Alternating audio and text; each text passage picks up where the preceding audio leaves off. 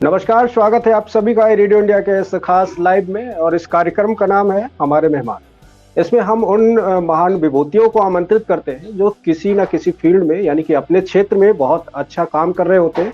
और सिर्फ अपने ही क्षेत्र में नहीं बल्कि अपने क्षेत्र में काम करने के साथ-साथ वो किसी अन्य क्षेत्र में भी अच्छा काम कर रहे होते हैं। तो इस क्रम में आज हमारे खास मेहमान हैं उत्तर प्रदेश पुलिस के सब इंस्पेक्टर अनूप मिश्रा। अपूर्व जी, आप इस वक्त उन्नाव में पोस्टेड हैं और हमारे स्टूडियो में लाइव है। बहुत बहुत स्वागत है सर आपका। सभी का हार्दिक अभिनंदन। जय हिंद, जय भारत। और ई रेडियो इंडिया परिवार और उनके सभी लिसनर्स को मेरी ओर से बहुत बहुत बधाई, शुभकामनाएं, सादर प्रणाम। जय हिंद, जय भारत। तो सर, सबसे पहला सवाल तो यही बनता है कि अगर आप एक ऐसी जिम्मेदारी पर हैं जहां पर आपको आपके कंधों पर समाज की सेवा का बहुत बड़ा बोझ है, इसके साथ ही साथ हमारा जो न्याय विभाग है उसकी बहुत बड़ी जिम्मेदारी आपके कंधों पर होती है। और इन सभी चीजों के बीच में जब आप समाज के लिए कुछ अलग करने का अपना एक मन बनाते हैं तो कैसे ये संभव हो पाता है? खाकी वर्दी का जो संदेश है वो ये है कि जनमानस की सुरक्षा करना, उनके अंदर ऐसा विश्वास जागृत करना कि पुलिस बल उनकी सुरक्षा, उनकी देखरेख और शांति व्यवस्था, कानून व्यवस्था के स्थापित करने के लिए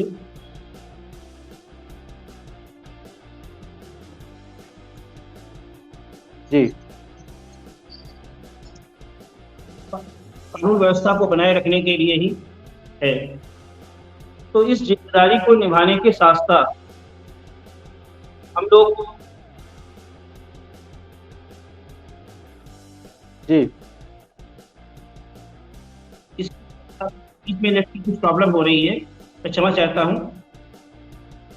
कोई बात नहीं। मैं ये कह रहा था कि खाकी का हमारा संदेश है जी, कि आम जनमानस के अंदर ये विश्वास जागृत करना कि पुलिस उनकी रक्षा के लिए, शांति व्यवस्था के लिए, कानून व्यवस्था के लिए हमेशा तत्पर है। जी, अपने दायित्वों का निर्वहन करने के साथ साथ हमें राष्ट्र की, समाज की उन सभी बिंदुओं पर काम करना है जिस पर हम समाज के लिए, राष्ट्र के लिए कुछ कर सकें। ऐसे में कोई भी समस्या बाधा नहीं बनती है, सिर्फ हमारे अंदर काम करने का जुनून होना चाहिए। जी, हमारे अंदर चेतना होनी चाहिए समाज के लिए कुछ करने के लिए, राष्ट्र के प्रति सेवा भाव होना चाहिए।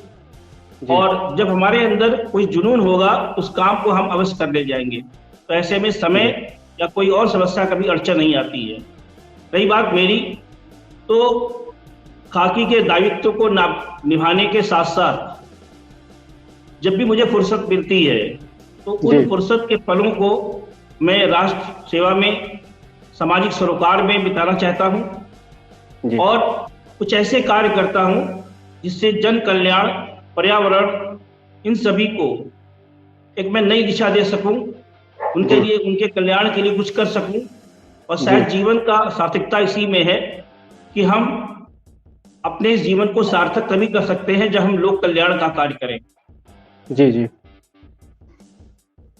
अच्छा, दूसरा सवाल मेरा ये है कि जैसे बहुत एक बिजी शेड्यूल होता है पुलिसकर्मी का, सुबह से शाम तक काम करना और फिर उसके बाद अगर आप ऑफ लेके घर जा रहे हैं तो पता नहीं कब कॉल आ जाए कि आपको इमरजेंसी ड्यूटी में वापस लौटना है।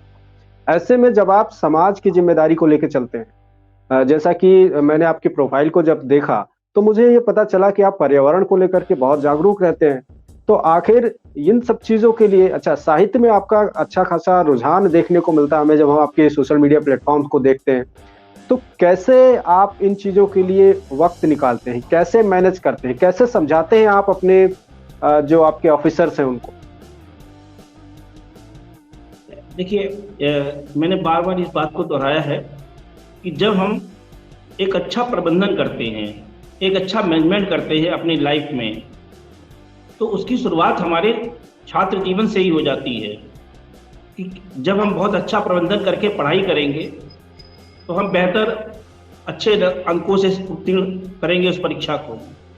धीरे धीरे जब हम सेवा में आते हैं तो वो प्रबंधन यहाँ पे भी लागू होता है। जी। चुनौतियां हर जगह हैं, सिर्फ पुलिस सेवा ही नहीं, हर सेवा के अंदर कोई ना कोई चुनौती सामने है। तो मैं इतना ही कहना चाहता हूं कि वो पथ क्या, पथिक परीक्षा क्या, जिस पथ पर बिखरे सूल ना हो, और नाविक की धैर्य परीक्षा क्या, जब धाराएं प्रतिकूल ना हो। तो विपरीत परिस्थितियों में भी हमें हल निकालना है, हमें समय निकालना है अपने लिए, अपने परिवार के लिए, समाज के लिए, राष्ट्र के लिए। इसमें हमें सामंजस्य बनाना पड़ता है। जैसा आपने कहा कि ड्यूटी के बाद जो हमें समय मिलता है, तो हमारे पास हमारे जीवन में, व्यक्तिगत जीवन में 3 प्रमुख जिम्मेदारियां हैं। एक पहली वो जिसकी हम सेवा कर रहे हैं, खाकी वर्दी की। तो खाकी वर्दी के दायित्व को बाखूबी निभाना सबसे हमारी प्रथम प्राथमिकता है।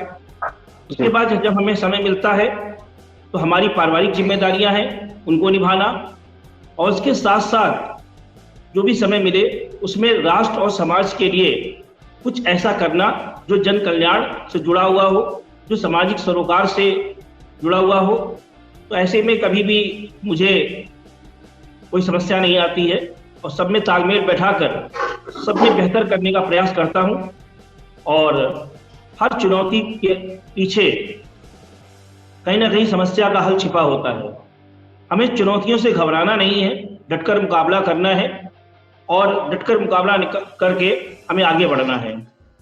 तो जब भी मुझे समय मिलता है ड्यूटी के बाद, तो मैं अपने घर परिवार की जिम्मेदारी और सामाजिक जिम्मेदारी को निभाने का पूरा प्रयास करता हूँ। अच्छा, आप समाज सेवा में जो तरह तरह की एक्टिविटीज करते हैं, उनमें कौन कौन से ऐसी प्रमुख एक्टिविटीज शामिल हैं और उनसे किन लोगों को ज्यादा फायदा होता है? मेरा मानना है कि खास तौर से देश की युवा पीढ़ी को सही मार्गदर्शन देने की जरूरत है। और जब हम मार्गदर्शन देते हैं तो वो समाज के लिए कुछ अच्छा करते हैं, और आगे चलकर और राष्ट्र के लिए, समाज के लिए अच्छे नागरिक बनते हैं। तो मेरे सरोकार की पहली कड़ी में मैं छोटे बच्चों, युवाओं के बीच में, विशेष रूप से स्कूल, कॉलेज, विश्वविद्यालय या अन्य आयोजनों में जाकर बच्चों को, छात्र छात्राओं को राष्ट्रवादी सोच के तहत जागरूक करने का प्रयास करता हूँ। समय की मूल्य क्या है, किस प्रकार से वो अपने कैरियर को सुधार सकते हैं, बेहतर बना सकते हैं, कैसे वो अपने सेल्फ कॉन्फिडेंस को, आत्मविश्वास को बड़ा कर सकते हैं, एक विराट स्वरूप दे सकते हैं। और हर बच्चे के अंदर कोई ना कोई योग्यता छिपी हुई है। कोई खेल में बहुत अग्रणी है, कोई पढ़ने में अग्रणी है, कोई गीत संगीत में अग्रणी है। तो अपने हिडन टैलेंट को कैसे हम निखारें, how to improve your talent, जो आपके अंदर शक्ति छुपी हुई है, उस शक्ति को कैसे हम जागृत करके समाज के सामने, राष्ट्र के सामने लेकर आए, और हम समाज और राष्ट्र के लिए कुछ बेहतर कर सके। तो ऐसे में बच्चों के अंदर प्रेरणा पैदा करना, उनके अंदर भाव जागृत करना, ये मेरी पहली कड़ी है। और हम बहुत सारे इस तरीके के आयोजन करते रहते हैं स्कूल, डिग्री कॉलेज वगैरह में, जिससे कि बच्चों के अंदर चेतना जागृत हो। और दूसरा मुख्य बिंदु है पर्यावरण। इस प्रकृति ने हमें जीवन में बहुत कुछ दिया। निरंतर जो हम सांसें ले रहे हैं वो प्रकृति की ही देन है। तो हमें उपहार स्वरूप प्रकृति से बहुत कुछ मिला, लेकिन हम प्रकृति को रिटर्न गिफ्ट के रूप में क्या दे रहे हैं, ये सोचने का विषय है। और इसी विषय पर हमारा सरोकार है। मैं पिछले 30 वर्षों से पेड़ पौधों को लगाने, उनकी देखरेख करने और प्रकृति संरक्षण का सतत प्रयास कर रहा हूं। और इसके तहत मैं स्कूल, कॉलेज, गली मोहल्ले, जहां भी मुझे अवसर मिलता है मैं वहां जाता हूं, लोगों को जागरूक करता हूं, स्वयं पौधा लगाता हूं, और वहां के जो लोग हैं उनको भी मैं मोटिवेट करके पौधे लगाने की प्रेरित करता हूं। और सिर्फ पौधे लगाने से स्थिति नहीं हो जाती है, पौधे लगाने के बाद एक जिम्मेदारी और बढ़ जाती है, उस पौधे की देखरेख करना।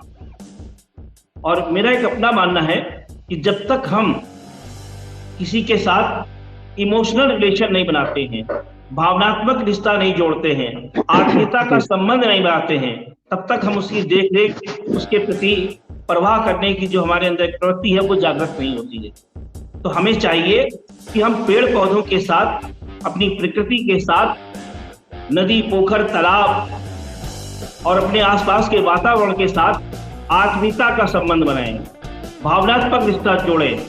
जब हमारा भावनात्मक रिश्ता जुड़ेगा, हम इमोशनल रूप से जुड़ेंगे, तो हम उनकी देख रेख करेंगे। हमारे अंदर इस प्रकार का भाव जागृत होगा कि हम पेड़ पौधों की आत्मा से जुड़कर उनके लिए कुछ अच्छा करने का प्रयास करेंगे। और जब हम उनके लिए कुछ अच्छा करेंगे तो सतत प्रकृति हमें जो दे रही है वो और उपहार स्वरूप हमें बहुत अच्छा उसका रिजल्ट देखने को मिलेगा। तो ऐसे में बच्चों को, छोटे बच्चों को भी पढ़ाने का शायद आप कुछ कार्य करते हैं, निःशुल्क क्लासेस वगैरह चलाते हैं, तो क्या है वो पूरी जो आपका सेटअप वो पूरा क्या है? इसकी एक छोटी सी कहानी है कि जब मेरी पोस्टिंग पहली हुई तो रेलवे स्टेशन पर मुझे एक बच्चा मिला और वो भीख मांग रहा था। हाँ। तो मैंने उससे सवाल पूछा था, क्या तुम स्कूल जाते हो? तो उसने कहा नहीं। तो ये विषय जो था मेरे अंदर एक सवाल खड़ा कर रहा था कि ऐसे बहुत से बच्चे होंगे जो किसी कारण से, आर्थिक तंगी के कारण से या पारिवारिक परिस्थितियों के कारण स्कूल नहीं पहुंच पाते हैं, पढ़ नहीं पाते हैं। तो मैं अब इन ऐसे कुछ बच्चों को जोड़कर उन्हें शिक्षा की मुख्य धारा में शामिल करूं। तो मैं अपनी पोस्टिंग के दौरान जहां भी रहा, मैंने वहां पर द स्ट्रीट क्लास स्टार्ट करी। द स्ट्रीट क्लास का कंसेप्ट था कि ऐसे बच्चे जो विद्यालय तक पहुंच नहीं पा रहे हैं किसी कारणवश, उन्हें शाम को एक जगह पर इकट्ठा करना, उन्हें पढ़ाना और इतना जागरूक करना कि वो स्कूल की दहलीज तक पहुंच सकें, और बाद में उनका स्कूल में एनरोलमेंट कराना, स्कूल में दाखिला कराना। ये सफ़र धीरे चलता रहा और द स्ट्रीट क्लास का सफ़र आज भी जारी है।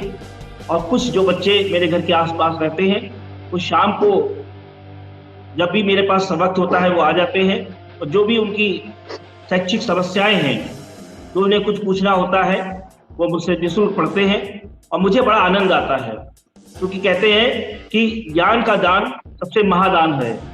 तो यदि हम किसी बच्चे के अंदर शिक्षा की अलग जगा रहे हैं तो उसके जीवन में एक बदलाव ला रहे हैं। ज्ञान एक दीप है जो उनके जीवन को आलोकित कर देगा। इसी तरीके से हम बच्चों को शिक्षा के माध्यम से भी आगे बढ़ाने का प्रयास कर रहे हैं।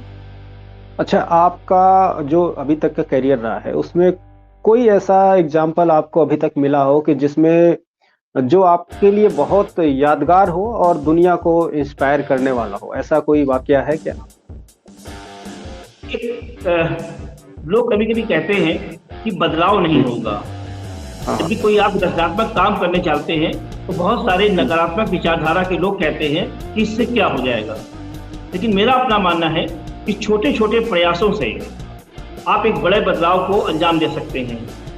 जी। मेरे जीवन में एक घटना घटी, ये काफी साल पहले है, और सीतापुर से मेरे एक परिचित ने मुझे फोन किया कि उनके घर के सामने एक पेड़ जो है कुछ लोग काट रहे हैं, और वो पेड़ करीब 70-80 साल पुराना है। जी।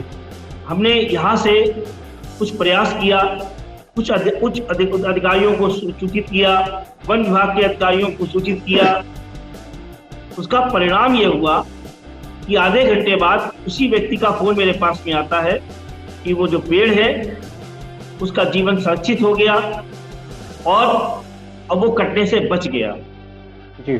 तो हम अगर पेड़ को लगा रहे हैं तो अच्छी बात है, उसकी देख रेख कर रहे हैं वो उससे अच्छी बात है, लेकिन अगर हम पेड़ पौधों का संरक्षण कर रहे हैं, उनकी रक्षा कर रहे हैं, तो वो तो सर्वोत्तम है। तो हमें पेड़ पौधों को लगाना भी है, उनकी देखरेख भी करना है और उनकी रक्षा भी करना है। इसीलिए मैं स्कूल कॉलेज में इको ग्रीन ब्रिगेड की एक नींव डालता हूँ। बच्चों के अंदर बचपन से ही पर्यावरण के प्रति, पेड़ पौधों के प्रति लगाव पैदा हो, और ये ब्रिगेड स्कूल के अंदर हरित वाटिका बनाती है, वहाँ पौधे लगाते हैं, उनकी देखरेख करते हैं, और जो बच्चे अच्छा काम करते हैं वर्ष भर, उन्हें हम पर्यावरण प्रहरी सम्मान से साल के बाद में नवाजते हैं, ताकि उनके अंदर उत्साहवर्धन हो। और अच्छा, दूसरी आपका घटना, साहित्य में भी लगाव है क्या थोड़ा बहुत? कभी कभार कुछ लिख लेता हूँ, पढ़ लेता हूँ। मौका बहुत कम मिलता है इस जॉब में, लेकिन फिर भी जब कभी लगता है तो अपने विचारों को शब्दों में उतारने का प्रयास करता हूँ। कोई बढ़िया चीज जो आपको याद आ रही हो, कुछ गुनगुनाना चाहें, बोलना चाहें? आज तो ऐसा दिन है, ऐतिहासिक दिन है, आजादी का वो यादगार दिन है, 19 दिसंबर है, जिस दिन आपने इस साक्षात्कार को रखा है। इसी दिन देश की आजादी के अमर शहीद पंडित राम प्रसाद बिस्मिल, रोशन सिंह, राजेंद्र लहड़ी, इन 3 महान क्रांतिकारियों को फांसी दी गई थी।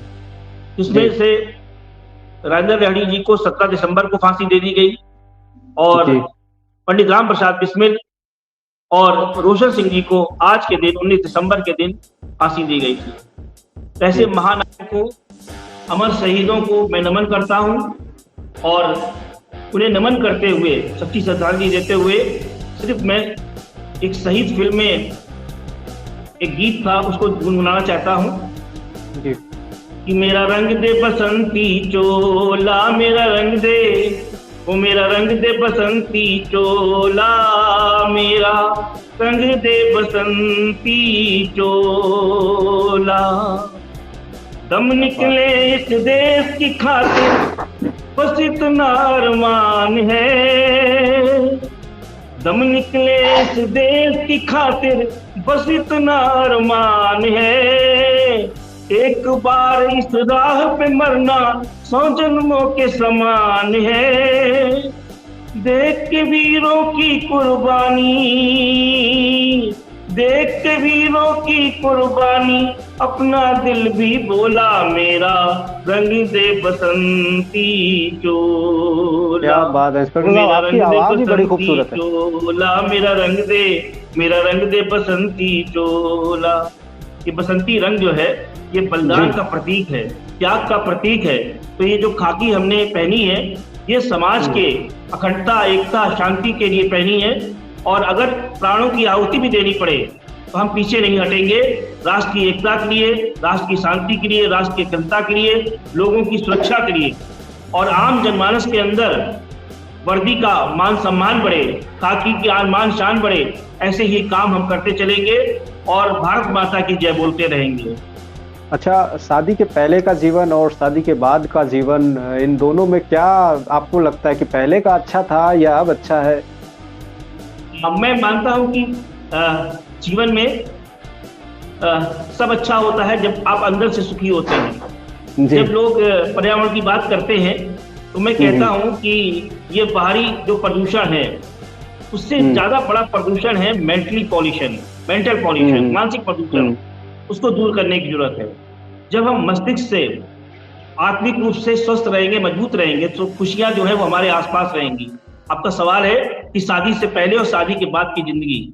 शादी के बाद थोड़ी जिम्मेदारियां बढ़ जाती हैं परिवार की, पत्नी के प्रति, बच्चों के प्रति, और शादी से पहले ये जिम्मेदारियां नहीं रहती हैं। लेकिन जिम्मेदारियों को निभाना ही तो जीवन है, और इस जीवन में जिम्मेदारियों को निभाते हुए आगे बढ़ना और जीवन को सार्थक करना, ये एक बहुत बड़ी चुनौती है।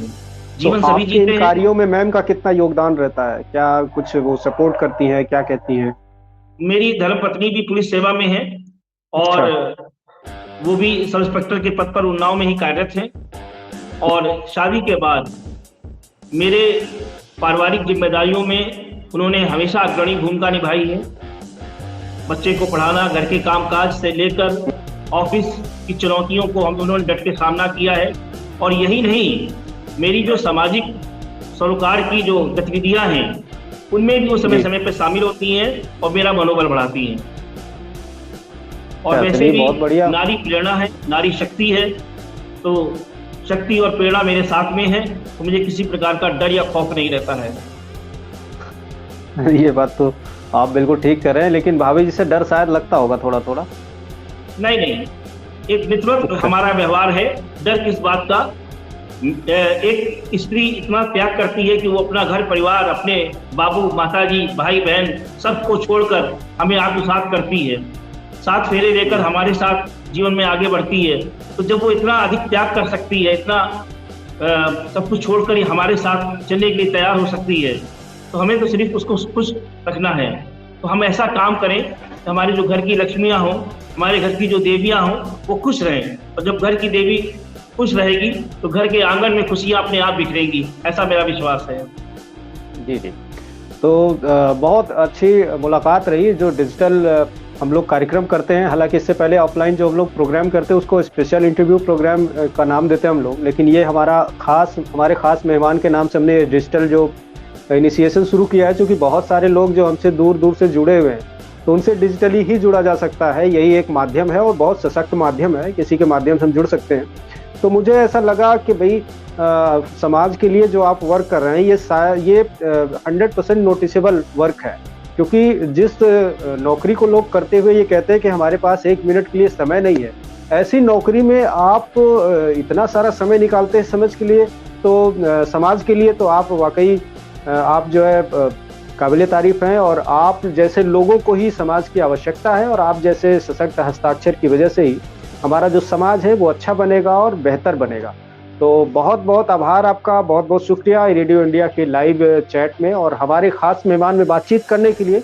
इस तरह से हम तमाम उन लोगों को आपके समक्ष रखते रहते हैं जो अपने क्षेत्र में अच्छा वर्क करते हैं और साथ ही साथ दूसरे सामाजिक सरोकारों में भी बढ़ चढ़कर हिस्सा लेते हैं।